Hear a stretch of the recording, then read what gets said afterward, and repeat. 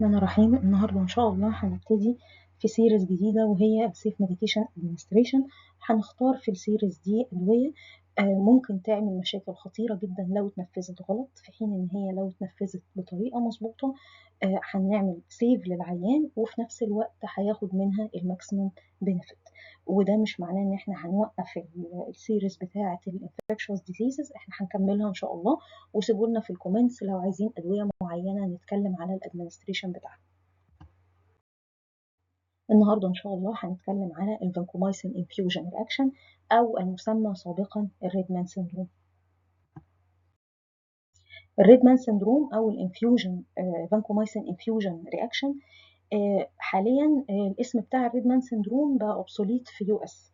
ليه؟ لان هم لقوا ان اولا الاسم ده لقوا ان هو ممكن يكون انسلتنج لبعض الناس، دي الحاجه الثانيه واللي هي ميديكال بقى بالاساس، ان لقوا ان ده بيخلي الرياكشن ده نبص له على انه بس رياكشن، ان هو بيحصل ريدنس او بيحصل فلاشنج بس للمريض، في حين ان الرياكشن ده ممكن يكون very serious وممكن يكون life threatening كمان. فعشان ما اعملش under estimation للرياكشن ده بقى الاسم الجديد بتاعه هو الفانكومايسين انفيوجن رياكشن. وبالمناسبة الرياكشن ده مش بيحصل بس من الفانكومايسين، بيحصل من أدوية تانية ومن ضمنها التيكوبلانين. ده برضو من الدراجز اللي ممكن تعمل رياكشن شبه الرياكشن اللي بيحصل من الفانكومايسين. طيب ده rate dependent reaction، ما هواش true allergic reaction. ولازم نفرق لان ممكن يحصل true allergic reaction طبعا، لكن الرياكشن اللي احنا بنتكلم عليه ده rate dependent reaction، وده الحقيقه اللي بيقولوا عليه pseudo allergic reaction. الرياكشن ده ممكن يبقى just localized skin reaction وممكن يوصل ل cardiovascular collapse. طبعا الفانكومايسين انفيوجن رياكشن ده بيبقى فيه فلاشنج وإريثيما وبرورايتس، وفي الاساس او بالاكتر ان هي بتاثر على الفيس والنك والابر بودي اكتر ما بتاثر على اللور بارت اوف بودي، وممكن توصل لماسل سبازم وماسل بين في الباك والشيست، ممكن توصل لديسنيا، ممكن يحصل هايبوتنشن، وللأسف ممكن يوصل لسيفير كارديوفاسكولار توكسيسيتي وكاردياك أرست. الحقيقة ده رير لكن ستيل هو ممكن يحصل. طيب في بعض التبس كده هناخد بالنا منها في الانفيوجن، ازاي نديه وازاي الدايلوشن بتاعه والديوريشن، وهنقول برضو لو لا قدر الله حصل الرياكشن ده ازاي ان انا اعرف اعمل له مانجمنت. اول حاجه المفروض ان الفاينل كونسنتريشن بتاع الفانكومايسين سوليوشن يبقى لا يتعدى ال 5 مللي جرام بير مليلتر، ويتعاطى على 60 دقيقه او ساعه يعني. ده اللي هو المفروض الجرام، يعني مفيش جرام يتعاطى على اقل من ساعه، و not exceed 10 to 15 مللي جرام بير مينيت. والحقيقه احنا ممكن نستيك كمان لل 10 مللي جرام بير مينيت اللي هو الوقت الاطول. تمام، طبعا ده على حسب الجرعه، لان الجرعه في الفانكومايسين بتتحسب على الويت بتاع البيشنت، وفي فرق ما بين اللودنج وما بين المينتنس دوز، فطبعا الجرعات هتختلف من مريض للتاني. لو المريض بتاعي محتاج ان انا اعمل له فلويد ريستريكشن، ممكن ان انا ازود الكونسنتريشن اخليه 10 مللي جرام بير مليلتر، وهنشوف الاحوال اللي ممكن نرفع فيها الكونسنتريشن ده. على فكره انا ما اقدرش ادي كونسنتريشن عالي من الفانكومايسين الا لو المريض مركب سنترال لاين. تمام، يعني لازم اديه في سنترال لاين، لكن ما اقدرش ادي في بريفرال لاين بتركيز عالي. ولازم ابقى عارفه برضو ان انا طالما مدياه بتركيز اللي هو approaching 10 مللي جرام بير مليلتر even لو هو في سنترال لاين، لازم ابقى عارفه ان الريسك اوف انفيوجن ريليتد رياكشن بيبقى اعلى. وطبعا الفانكومايسين مش بيتاخد اي ام، الفانكومايسين ما بيتاخدش غير اي في، وله طريقه تانية بس دي بس في السودو ممبرين سكولايتس، بس ده مش موضوعنا دلوقتي. ممكن ندي الفانكومايسين الاي في، ممكن يتعاطى اورال. طيب لو حصل بقى ماكيولو بابيلر راش لو على السكين والفيس والترنك والابر اكستريميتيز، ممكن ان انا ابطأ. طبعا انا اول حاجه بعملها بوقف الانفيوجن خالص، ببطأ الانفيوجن ريت، بخليه على ساعة ونص لساعتين. هنشوف دلوقتي هخليه على كام بالظبط وقت. وطبعا هزود الدايلوشن فوليوم. يبقى انا اول ما بيحصل لا قدر الله رياكشن، اول حاجه بعملها بوقف الانفيوجن. هنشوف هنعمل له مانجمنت ازاي، وفي حاجتين هعملهم اما ارجع اعمل تاني ريستارت للانفيوجن هزود الفوليوم وهبطئ الريت.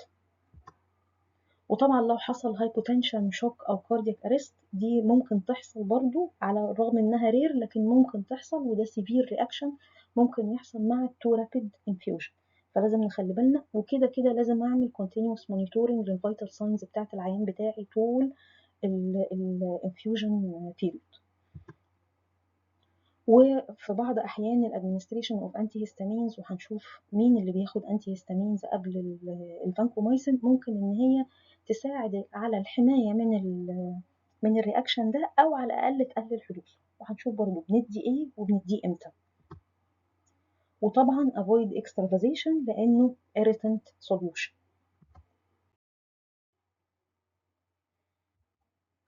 طيب الكونسنتريشنز اللي بستخدمها ايه؟ ممكن استخدم كونسنتريشن 2.5 مللي جرام بير مل او اقل، اللي هو الجدول ده ممكن يساعدنا شويه في ان احنا نخفف ازاي الفانكومايسين. او ممكن استخدم كونسنتريشن اللي قلنا عليه قبل كده اللي هو ال 5 مللي جرام او اقل، والجدول ده يقول لنا، وطبعا كل واحد فيهم مكتوب فيه بدي كام في كام وعلى مده قد ايه. تمام. وزي ما احنا شايفين الجرعات الكبيره بتبقى على، بنتكلم في ساعه ونص لساعتين او اكتر. تمام، مش اقل من كده.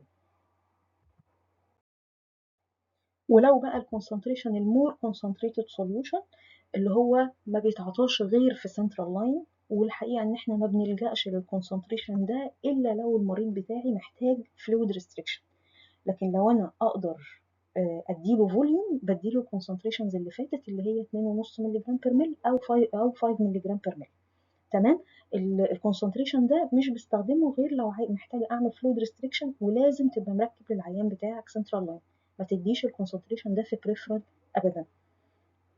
وطبعا برضو لو لاحظنا هنلاقي ان المده بتبقى على مده طويله، برضو بنتكلم في ساعه ونص على الاقل او ساعتين او اكتر كمان، ممكن اوصلها لاكتر من ساعتين زي ما هنشوف كمان شويه.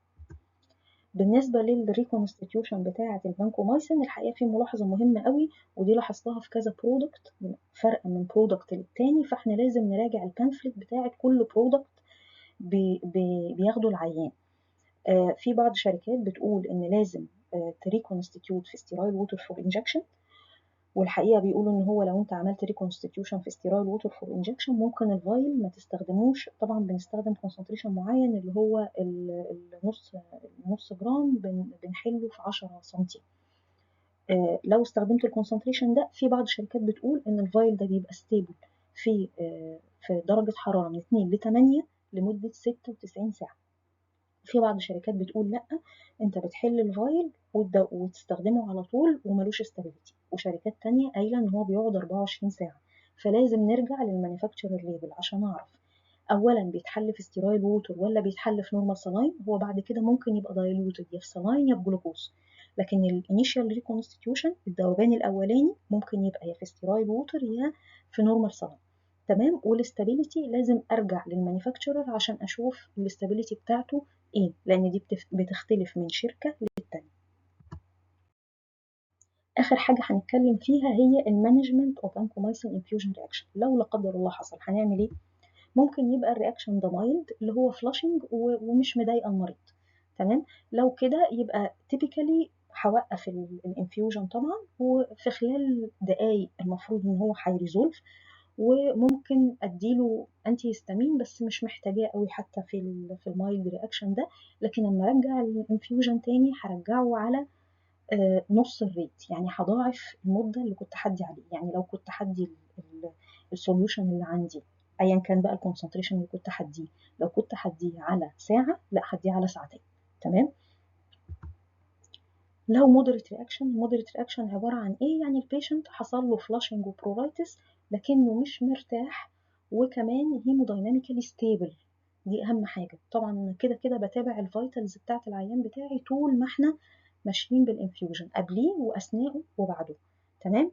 وفي المودريت رياكشن المفروض ان هو ما عندوش ولا شيست بين ولا ماسل بين، يبقى بس الفلاشنج او البرورايتس كانت bothersome بس، مش اكتر من كده، كانت uncomfortable بالنسبه له.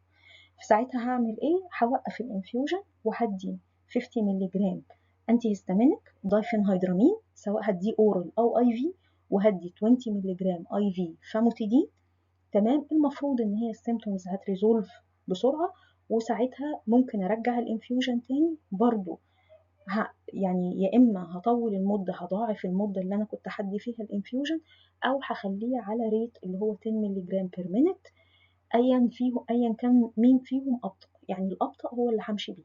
تمام. طيب لو حصل بقى severe reaction اللي هو ازاي؟ ممكن يبقى فيه muscle spasm، chest pain، hypotension. طبعا اول حاجه هوقف برضو الانفيوجن، ودي حاجه احنا قلناها في اي رياكشن هشك فيه اول حاجه هعملها هوقف الانفيوجن. تمام. وهدي اي في دايفينهيدرامين 50 مللي جرام اي في، و 20 مللي جرام فاموتيدين اي في برضو. لو لسه فيه هايبوتنشن يبقى ممكن ان انا ادي اي في فلويدز، وانس السيمتومز دي ريزولفت يبقى ساعتها هرجع تاني الانفيوجن، ولكن هديه على 4 ساعات او اكتر. وطبعا ازود برضو الانفيوجن فوليوم، يعني في الحاله دي المفروض ان انا ازود برضو الانفيوجن فوليوم.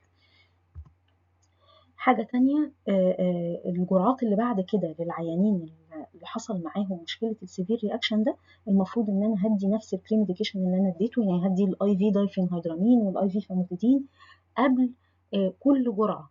تمام، علشان احاول اقلل شويه ان يحصل الرياكشن ده، وبرده هدي الجرعه على 4 ساعات او اكتر، وبرده هخلي بالي من الانفيوجن فوليوم ان هو يبقى less concentrated. تمام. وطبعا مع الكونتينوس مونيتورنج للهيموداينامكس بتاعه المريض. ونخلي بالنا ان انا لو suspecting anaphylaxis يبقى المفروض ان انا مع الاي في دايفينهيدرامين والاي في فاموتيدين هدي كمان اي ام ابنفرين.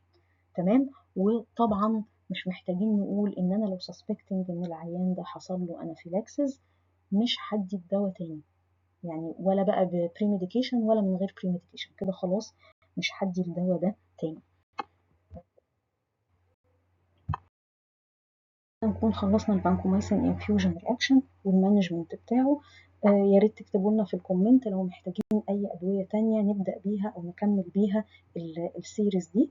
اشوفكم على خير في فيديو جاي ان شاء الله. والسلام عليكم ورحمه الله وبركاته.